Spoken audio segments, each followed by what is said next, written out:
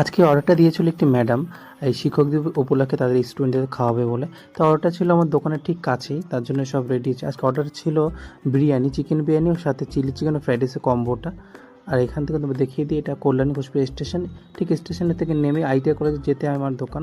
আর এখানে বসিয়ে দিয়েছিলাম ফ্রাইড রাইস ও বিরিয়ানি চালটা একসাথে। এখানে 8 কিলো মতো চাল আছে। আর এখানে 15 প্লেট বিরিয়ানির জন্য একবারে বিরিয়ানি রেডি করে নিয়েছিলাম। আর এখানে পেঁয়াজ বারিস্তারা আছে। আর এখানে আমি দমের জন্য রেডি করে নিয়েছি।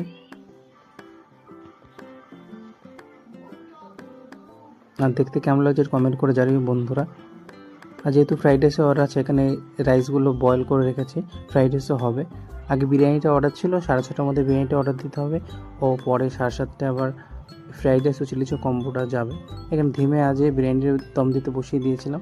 তাই বিরিয়ানিটা দম দিয়ে হয়ে গেলে এখানে আমি পার্সেলের জন্য রেডি করছিলাম। যেহেতু নির্দিষ্ট টাইমে খাবারটা যাবে, এই জন্য সঠিক টাইমে খাবারটা ডেলিভারির জন্য তাড়াহুড়ো করে পার্সেলগুলো করছিলাম। আর বিরিয়ানিটা দেখতে কেমন লাগছে একটু কমেন্ট করে জানিও বন্ধুরা। আর বাবা দাদা বৌদি স্টাইলে আমি বিরিয়ানিটা করা হয়, বেশ ভালো করে করার চেষ্টা করি। জানি না কেমন হবে, তোমরা খেলেই বুঝতে পারবে যারা খাবে। আর তারা ভালো বললে আমার কাছে বড় পাওয়া অনেকটা হবে। আমি ভালো বললেই তো ভালো হলো না। তাও তোমাদের দেখাচ্ছি বিরিয়ানিটা, আলুটা কতটা কুক হয়েছে। বেশ রসালো, বেশ মিষ্টির মতো আলু। আর এখানে অলরেডি প্রত্যেকটা বিরিয়ানি পার্সেল হয়ে গেছে, এখন আমি ডেলিভারি দিতে যাব। তাই গাড়ি নিয়ে বেরিয়ে পড়েছিল ডেলিভারি দিতে।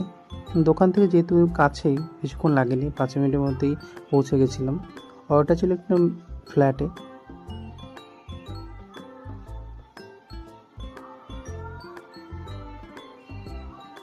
হ্যাঁ, এখানে রিল্যাক্সের শোরুমে ম্যাডাম থাকেন, তো এখানে আমি আজকে ডেলিভারিটা দিয়েছিলাম। তা ডেলিভারি দিয়ে এসে আবার অর্ডার ছিল এই ম্যাডামই ফ্রাইড ও চিলি চিকেনের কম্বো 2 ঘন্টা ব্যবধানে। তো ওটা দিয়ে এসে আবার ফ্রাইড রাইস ও চিলি চিকেন অর্ডারটাও দিতে হয়েছে। তো অর্ডারগুলো ঠিক টাইম মতো দিতে পেরেছিলাম।